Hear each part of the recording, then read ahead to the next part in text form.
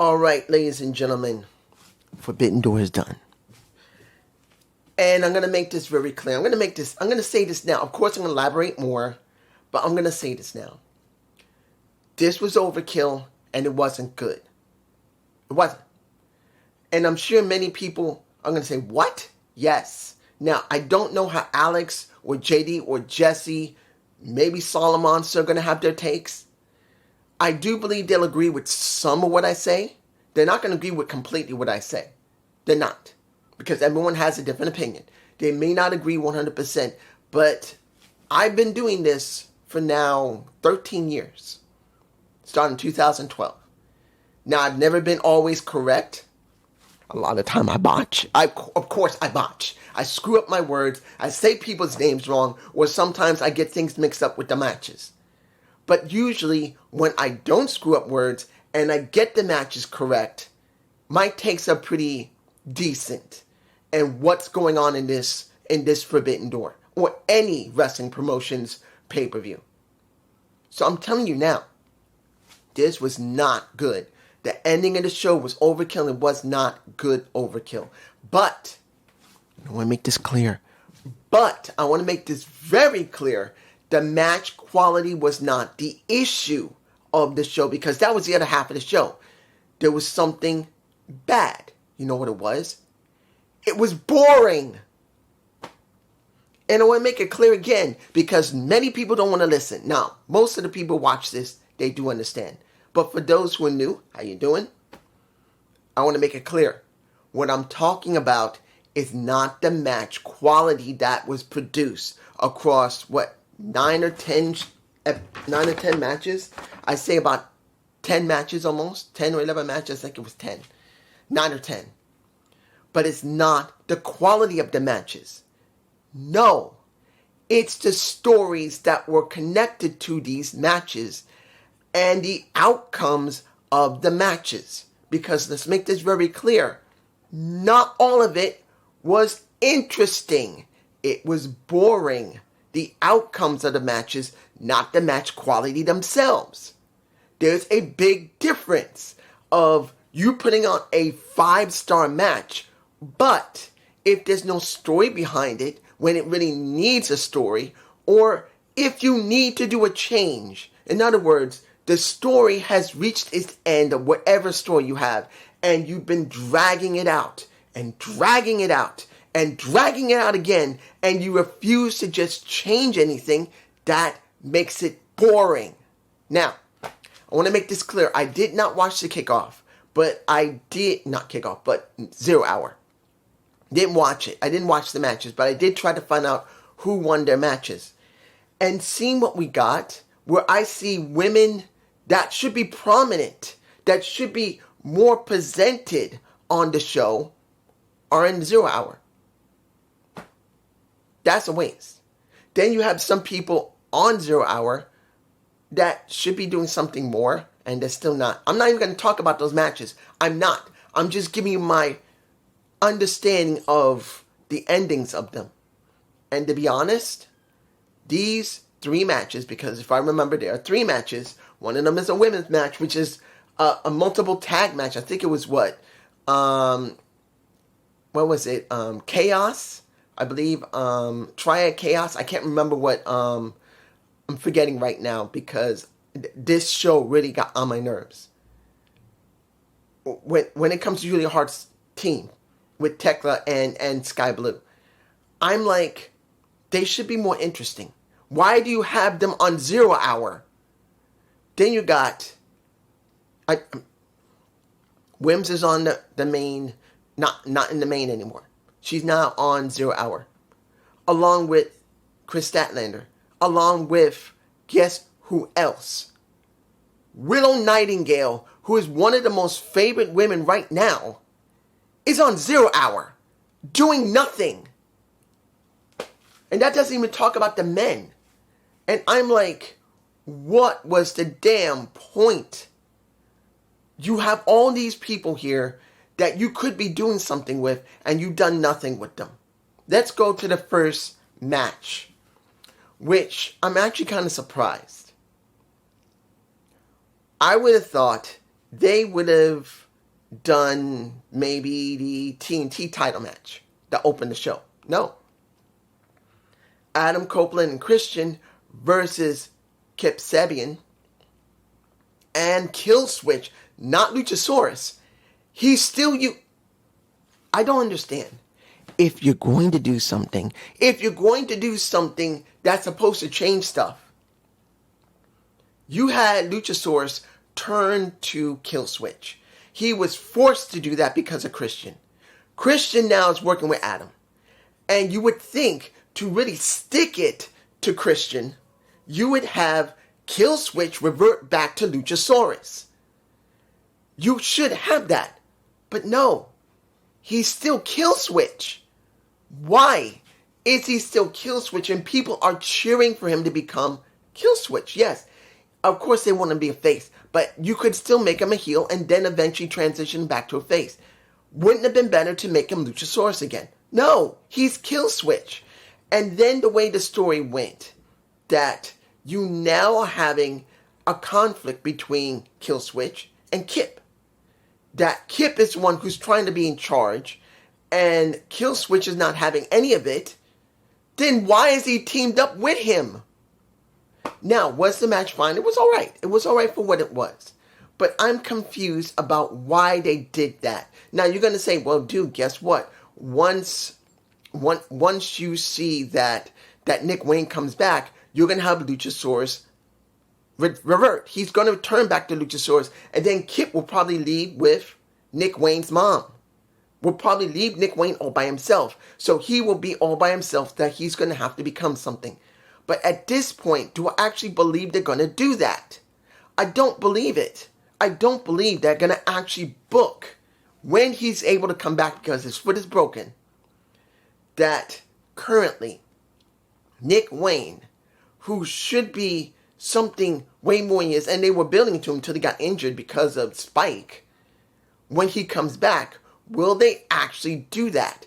Will they actually make everyone leave him and he will be by himself and they'll actually book him to be something? I don't believe it. Now, how did I feel about the end of the match? And it was Christian who got the pin on Kip. I'm not surprised. They didn't want to let Killswitch get the pin here. He looked good. He looked fine. And I'm not going to lie. Nick's mom, I think I got a shot of those titties there in my face. Let's make this very clear. She is a heater. And those big ass titties really help a lot when it comes to the goes for the matriarchy. That's what it sounds like it's going to be. And let's make it very clear. I enjoy them. But the question now is, what now? Killswitch is not listening to Kip. Does it mean he's going to listen to Nick's mom, the matriarch? Is he going to listen to her? It doesn't look like it, because most of the time he had to shove her out of the way to do stuff, and then he didn't really listen to Kip. So I'm confused on where they're going with this. That's it. Next match. The TNT title. I almost forgot. We did get a little moment where you got a handshake between Christian and Adam, and then Adam trying to hug him, and he's going, no. I believe I have the handshakers in my face. But essentially, they're still teasing. They're trying to get them back together, even though Christian's all the way up here, and Adam's all the way down here. Well, I could say here and here, but it's more fun to do it something different. There you go. What do we get for Takahashi? Himuro. What is his name? Hemuru. I believe his name is Hemuru. I believe Hemuru. Takahashi versus a Kyle Fletcher for the TNT title. Let's make this very clear. This was the only match for New Japan Pro Wrestling. The only match. Now, you could say, would have been New Japan Pro Wrestling in the kickoff show? There were at least one or two of them there. It's not the point. This was the only match for New Japan Pro Wrestling directly. And when it came to Takahashi, I'm like, do I actually buy that he's going to win here? No.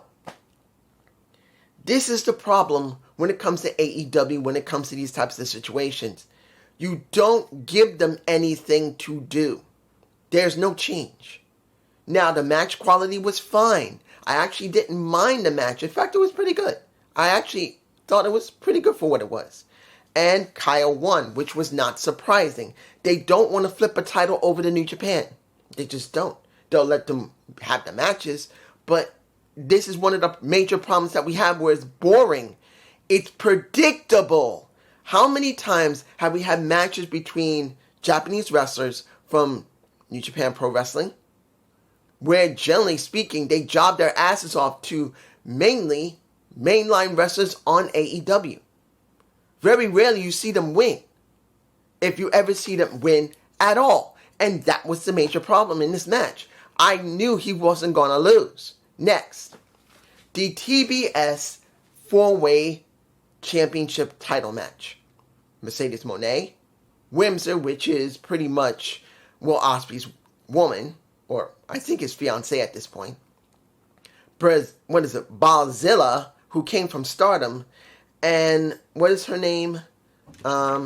Persephone, who is from CMLL. Now, supposedly she worked on ROH already. So she's already had some exposure on, and I'm being mild about exposure. I'm not actually being mild. I'm being nice about it. I'm being very nice about the exposure when it comes to ROH. The numbers for ROH are extremely small compared to Collision, for example. The numbers in Collision are bigger than they are in ROH. She has a better time to be seen more on Collision than she would on ROH TV, which is extremely small. And that's a sad thing. But then you show Bozilla, not Bazilla. Bozilla. I'm going to tell you this. She's been working 3 years. And I'm not saying she looks totally green. She looks somewhat okay. But during this match, which wasn't a bad match, Windsor did most of the heavy lifting, along with Persephone. And of course, Mercedes Moné, who legitimately, I'm like, really? You bring out fake, I've got a picture of it. You bring out, it's in my face now, you bring out fake Bobbies who are all each holding a title. And she now has 9 titles. Because there were 8 Bobbies holding 8 titles. She had the TBS title around her waist. It should be 7, but they were holding 8 because of the Owen Hart tournament title that they were holding. And I'm like, really? You wanted her to have that much that you have to have fake Bobbies there, and one of them realized he didn't look at the other saying, oh, I gotta raise the title up. And that was the guy on the far left. And I'm like, which was the right side if you were at the stadium. I'm like, really? But let's get back to Bozilla. She didn't look bad, but there's a major problem. And I noticed it, and I'm like, okay, this girl has an issue. She's large. Let's make it very clear. She's not a small, slender girl. She's 6'1", about 220. She's about the size of Nia Jax, which is no problem with that. But she also has a major issue that Nia Jax originally had when she first started, when she was in NXT Black and Gold. She's got that same problem. No strength. Here's a problem when it comes to big women. They have to be strong enough to lift other women correctly. And if you watched, at one point when she grabbed Mercedes, put her over her head, I don't think I got a shot of it. If I do, I'll look for it. But you saw her bench pressing her, supposedly military pressing. She couldn't even do it correctly. Not because she didn't want to, it's because she wasn't strong enough to. Mercedes is 100 and 15 pounds, maybe 118, maybe 120, maybe a $120, $125. She's not a heavy set woman. She's very slender, so she's not that heavy. I'll be surprised she's like maybe 130. She'll probably be in the 120s. For her size, she's very lean. But the problem was, she needs more strength training and stamina, because that's 2 reasons why you can't do it. 1, physically, you don't have the physical strength to do it, but then you don't have enough stamina. And with 3 years under her belt, that is the thing she needs to focus on, building up her stamina and building up her strength. Now, supposedly she's younger than anybody there, so that means maybe she's maybe 20, in her early 20s, because Mercedes is 30. I think Windsor's late 30s. I don't know how old Persephone is. Maybe she's in the mid-30s or early 30s, maybe. She's got to be in her late 20s, early 30s. All of the women except for Bozilla, who's probably in her early to mid-20s. She is the youngest there, and she was not strong enough to even lift Mercedes after about 10 minutes of work. And that's something she needs to be able to work on. Now, Mercedes won. Was I surprised? No. Why? No unpredictability. The problem we have in AEW is everything's highly predictable.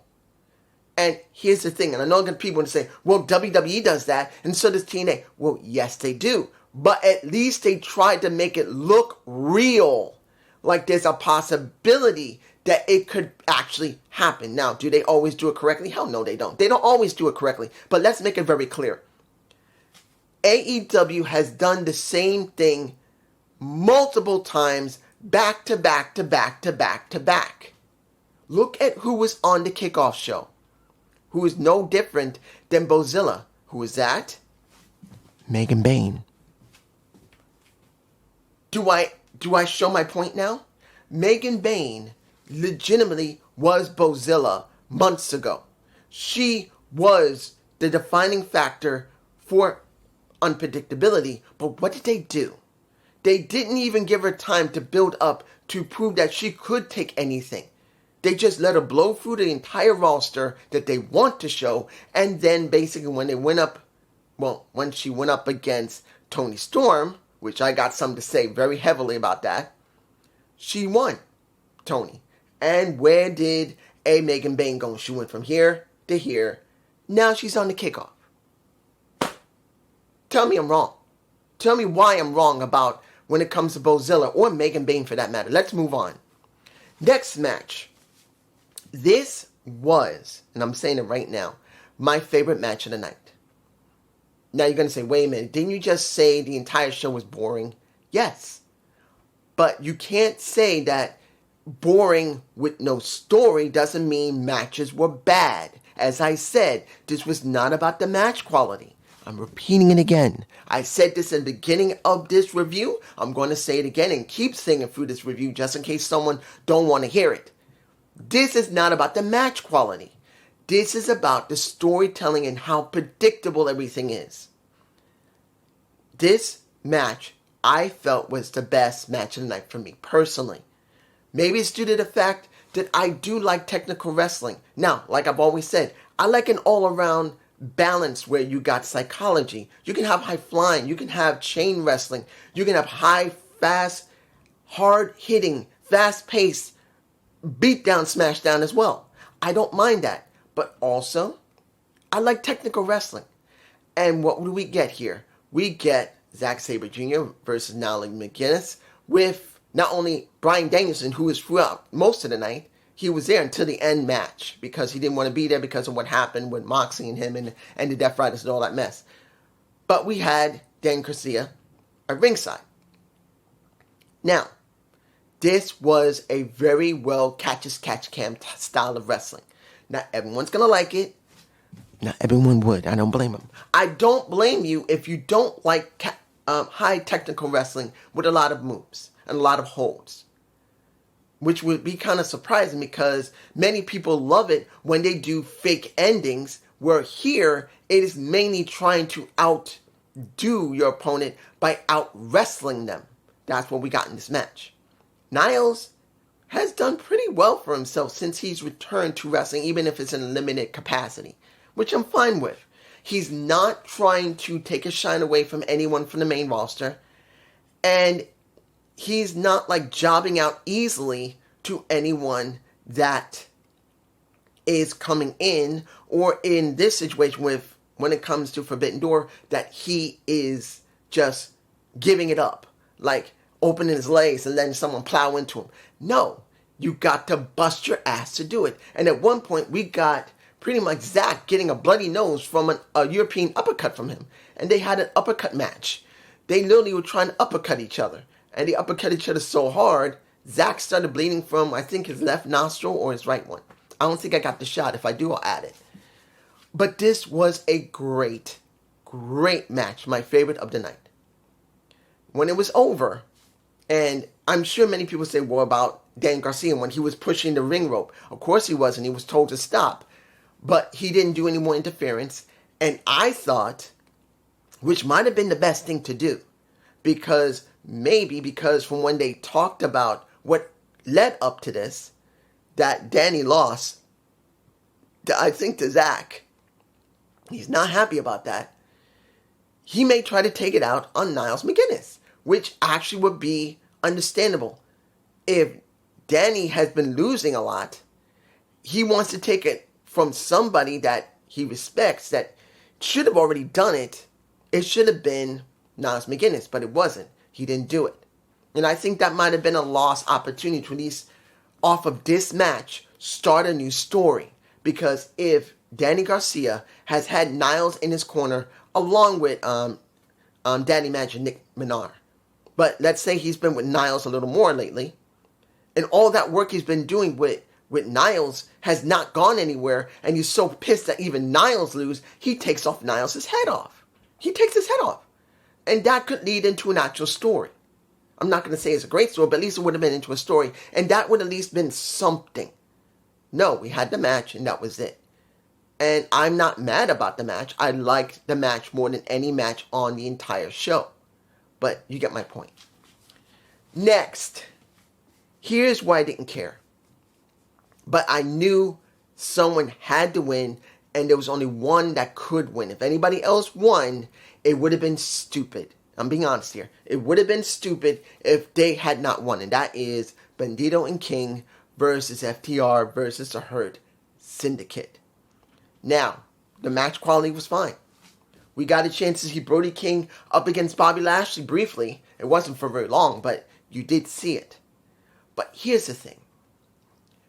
There was only one team that had to win, and that was the only thing that was the right decision, and it was a good thing they did do it, because it was unpredictable in a sense, because many people thought the Hurt Syndicate was going to keep it, or FTR, but the ones that are the most over right now is Bandito and King.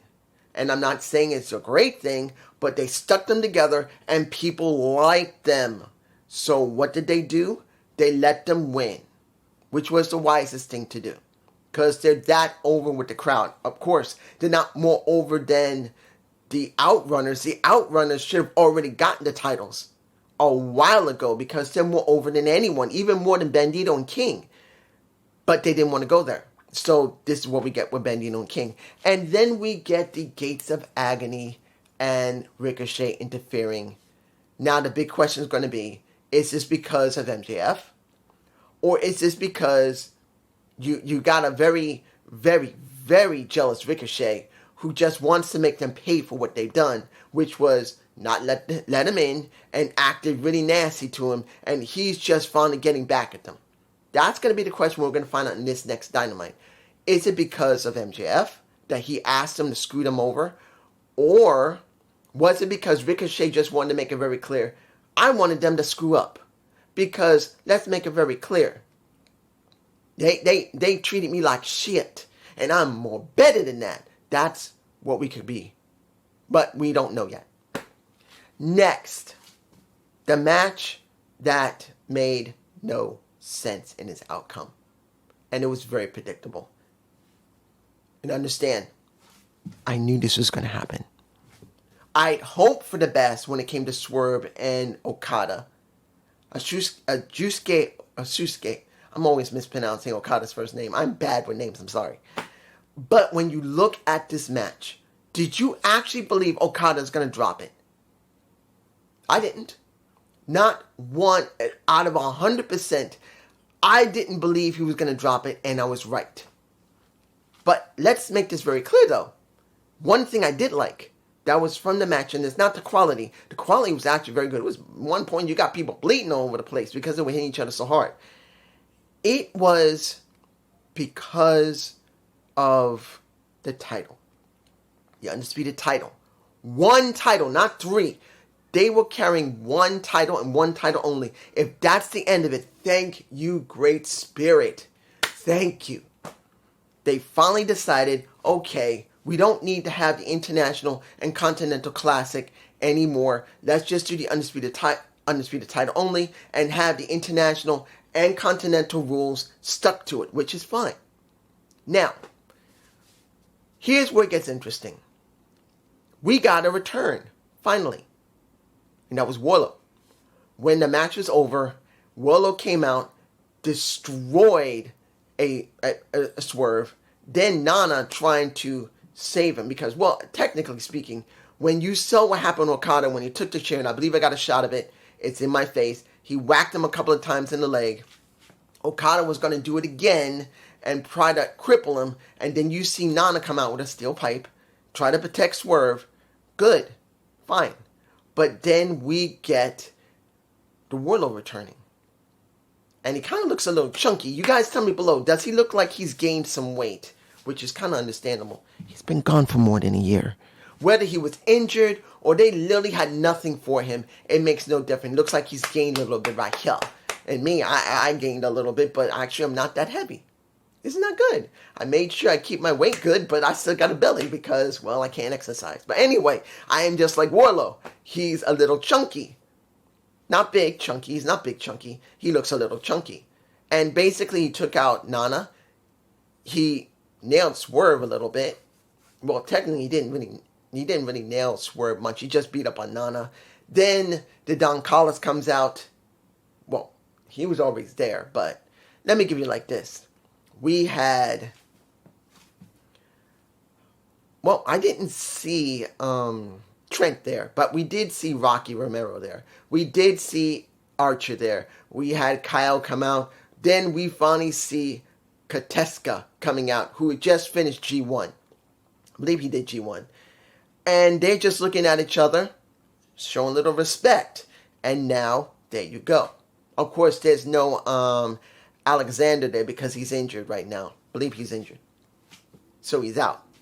But now we have Wardlow kind of taking the place of Josh Alexander, at least until he comes back. So now we have a whole bunch of people that is in the Don Callis family. But does this mean Don Callis is ruling over everyone? No, not yet. But they're going to have to do something about that. Next, the women's... Oh, here's the match that gets me angry. Oh boy, here we go. Here. Ooh, I'm mad. I'm telling you right now, I'm mad. Let's make this very clear. The match quality was great. It was second in line for me personally. The second match. The second best match of the night for me. When it came to Athena versus Toni Storm for the Women's Championship. It was a great match. I'm sure people are going to say that MJF and Hangman Page was better, and I can understand why. But for me personally, the reason it's higher on it is because of a 3-year reign for Athena. She got that in 2022. She's been holding it for nearly 1,000 days. 900 and what is it? What did they say? 998 days or 989 days, I think, that she's been champion. And I'm like, motherfuckers, why don't you let her become regular champion instead of the ROH champion? Why? I thought to myself, and I even wrote it down, if she does not win, this was trash. Here, I even have it written right here. You can see it right, I think, right there. I think you can see it if this is it. Yeah, here, right there. I actually wrote it even before I made my notes. And I know my notes look like crap. I'm a bad writer. I'm dyslexic. There you go. Deal with it. But the point is, if she didn't win this damn title, this was a fucking joke. And they don't really care about Toni Storm. And they don't care about Athena. Because right now, the true story here is two. One, Toni Storm... I had to stop. I was about to click off.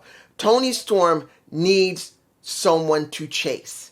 She's been chased for a very long time. She now needs to be chased. And I know people say, well, she only just got the title back a while ago.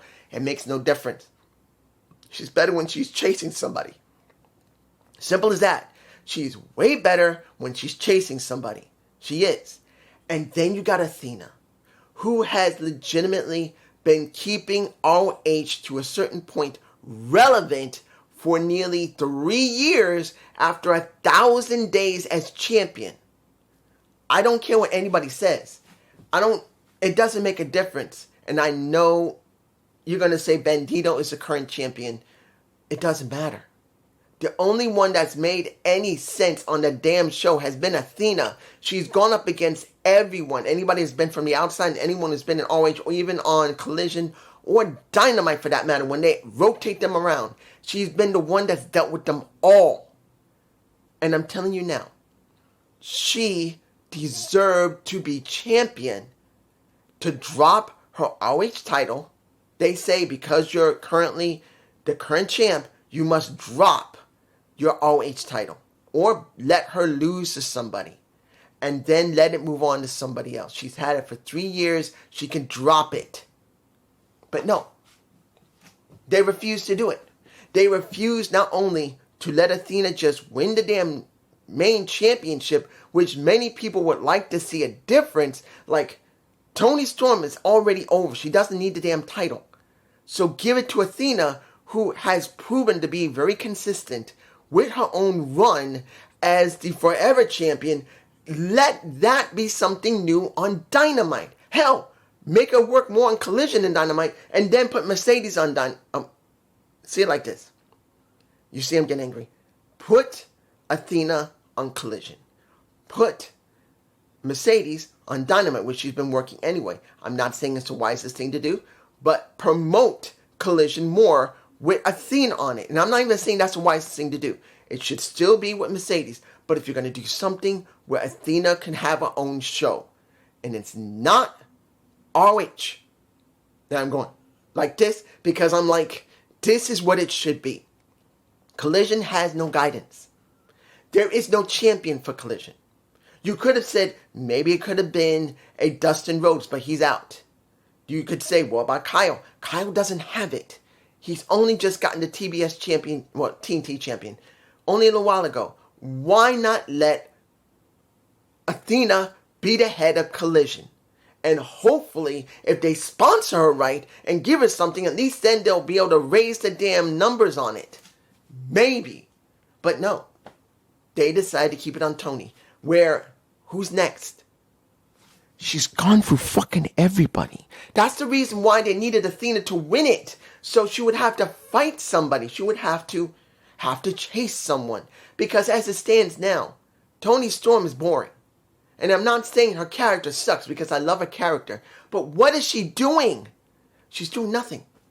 She's doing nothing. She's going against people that have no builds. The only one that had any build was Mercedes, and her build has not been great either. And then the one that had the most amount of build, even if she's not been on TV, but everyone knows, has been Athena. And now, she's done. Why do I care? I'm just saying. Next, Hangman Page versus an MJF. With no countouts, with no DQ, and MJF keeps his contract. I'm going to tell you this. Because he's going to keep the contract, I didn't expect Hangman Page to win. Other than, let me rephrase that. If this was done, like I said, in the last Dynamite, the Dynamite before this, if this was done 3 weeks ago, or hell, even 2 weeks ago, and we had a week in between where you talk with Hangman Page about what's going on, and you talk to MJF, at least it would have been somewhat of a story. It was only a few days ago they came up with this stipulation of no countout, no disqualification, and MJF gets to keep the contract to try again. If this was a few weeks ago, it would have been better. Here, there would have only been one way that he would have lost, and that would have been to basically MJF lost, like he did, and then he just cashed in the contract now, on the same night, on the same show. But that didn't happen. So we had MJF doing everything he could, kicking Hangman in the gonads at least twice, making sure that he doesn't even get anywhere. I will say that the spot outside the ring where he basically does the tombstone pile driver into already broken table, that was nasty. But it wasn't that bad. But I'm telling you this. I'm like, where are we going? Why? Why are we like this right now? Where legitimately you don't even give it time to marinate. You actually had a story between Hangman Page and a Maxwell really could have been interesting, even with the contract, even with the stipulation. If they had given it at least 2 or 3 weeks ahead of time, where there was at least a week or two, where there was nothing like what happened with a Mark Briscoe. You could have done it 3 weeks ago. You could have done that 3 weeks ago. They did not do that 3 weeks ago. They didn't even do it 2 weeks ago. They did it a few days ago. I don't buy none of it. So I expected MJF to lose because eventually they're going to have him cash in later. And that was the problem. Everything was so predictable, taking away from the match quality, which was a good match. But still, it sucked. Now, a little bit of a mention. When you look at what happened with Tesla and Queen Aminata during the, supposedly, because I didn't watch it, they had the match. I found out who won. I'm not surprised they're still having this feud. When it comes to Tesla and when it comes to Aminata, they're still fighting one another. Do I believe it's the best story? No, but at least it's something. And what was the other thing? Hang on a minute. The other one was Jamie Hayter came back during their fight. Because the, I believe what they're called, the Triad of Chaos, I believe. I cannot remember, guys. I can't remember Julia Hart's faction because I didn't pay attention. And that's my mistake. I should pay attention. But it's just frustrating when they're not doing anything. And guess why I'm not paying attention? They were on the freaking 0 hour. If their faction's supposed to mean something, they should have a more prominent role during the show. They didn't even have to have a match. They could have been seen in the back. They could have been given a prominent role. And then you could have done something later during the night. No. They were on 0 hour. But now, Jamie Hayter's back. Do I care? No. Aminata? Yeah. I understand. Tesla and Aminata have been fighting for a while. Hayter was taken out by Tesla. You're going to say, well, that makes sense. That's why they didn't. Well, here's the problem. Do I believe in Jamie Hayter? No. I'll say it again. No. Why? Because Jamie Hayter has not been important for quite a while. And I know you're going to say, well, what happened with the TBS title picture between her and Mercedes? It was so obvious Mercedes was not going to lose. Did she do a decent job talking? Yeah. Did she do a good job in the wrestling? Yes. But did I believe that Mercedes was going to lose? No, it's nothing unpredictable. It's so predictable. Why do I care? Because look why. The reason I have not remembered about Julia Hart and her new faction, Chaos something, I think it's the Triad of Chaos. I don't even remember the name of it. You know why? Because they relegated them on 0 hour instead of leaving them in the back and then doing a segment with them and maybe a fight. You could have done a fight that could break up what was going on. Nope. Next, which is the final match of the night. The unsanctioned lights out match, steel cage. Tanahashi, Will Ospreay, and I'll talk about him in a minute. Darby Allin, Kenny Omega, and Ibushi versus the Death Riders, Bucks, and Gabe Kidd. This is what we had at the end of the show. And, of course, Bryan Danielson had to leave because he made it very clear because of the Death Riders. He can't be there. He doesn't want to be there because of all the interaction between them. And I'm going to say this. We did get JR, who did the Undisputed title match. He was there. And now he did it here. I'm going to say this. If Bryan Danielson became a commentator, he could work. I think he needs practice because there are points where he becomes very active and then a little bit not active. I think he just needs time to learn the flow of being a commentator now, if they let him do that, which I wouldn't mind seeing. I would not mind seeing Bryan Danielson as a commentator on Dynamite. You take Tony Schiavone out, you have Taz, you have Excalibur, and you have Bryan Danielson. I wouldn't mind seeing that. So through most of the night, he did a decent job. He still needs some work learning how to talk and being a color commentator like Taz. But he does have the bits that work, and Excalibur giving the triggers to make it work instead of Tony Schiavone, because Tony did not give the proper triggers to say, hey, how is this going on? Is that move something dangerous? It took Excalibur to do that. Now, I wouldn't mind seeing Tony being replaced by a Bryan Danielson. And he could work off of Taz, which both of them are not working in the ring anymore, which would be fine. That's just me. The match itself, it was overkill. Now, mind you, was it a bad steel cage unsanctioned match? No. But here's the problem. At one point, it got so bad, Darby's side of his head started bleeding. I don't know where his ear was cut open. And then you see Moxley taking a fork and I think I got the shot of Moxley digging into his ear. And I'm going to do my best to zoom it in so you can see it. I think it should already be in my face as I've been talking. It was a bloody match. It was a brutal match. We had Darby diving out of the steel cage from the top down. And I believe I got a shot of that with Gabe kidding him. And they barely hit the tables. Barely. It was really close. But the thing that made it overkill and didn't work for me was not the brutality of it. It was not how many people were there. It was two things. Two. One was Tanahashi. Let's make it very clear.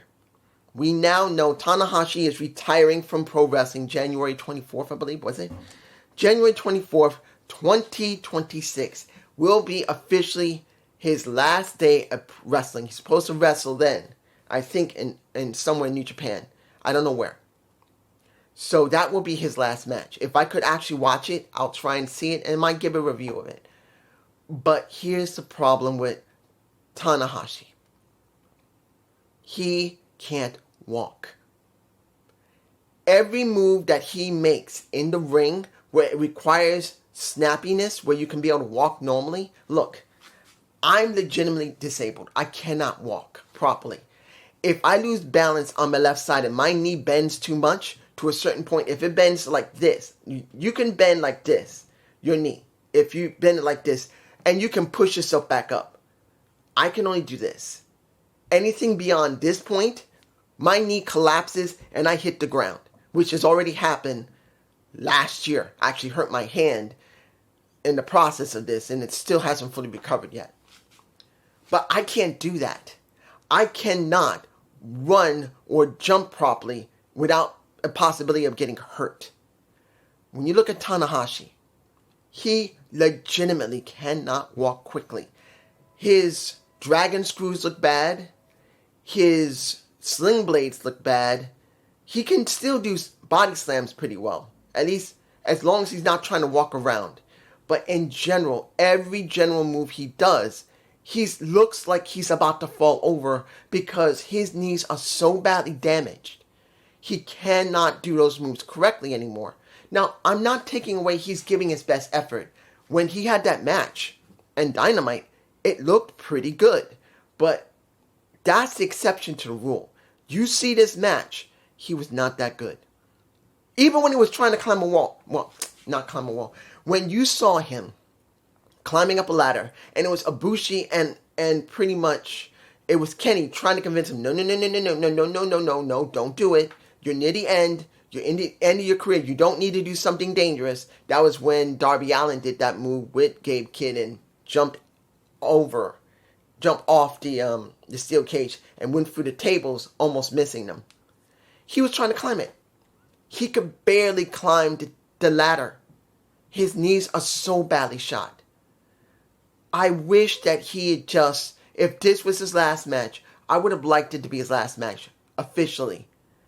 And then it would have ended like that. But as it stands, him doing what he did just looked bad. And then the final part. And this is going to be wrapping up this entire video. Let's make it very clear. We now know that when it comes to Will Ospreay, he looks like he's got to get neck surgery. This was going to be his last match. And hopefully he'll come back from neck surgery and he'll be alright. Now we know, officially, that many people have neck problems, like what happened with Wes Lee, where he couldn't even feel his legs. He was able to get neck surgery, and after 6 to 7 months, easily, he was able to come back. And counting on how bad the neck surgery is, the neck is, he could come back, and he could be alright, but, of course, he'll never be 100% the same way he was before. But this was supposed to be his last match. And, of course, the one who wins is Tanahashi on Nick. I believe he was the one that got it. And they played up a lot about when it came to Will's neck. At one point, when he had the move done, he had to lay on the ring skirt for a good amount of time before he recovered because he was having a bad stinger. Well, at least hopefully that was it.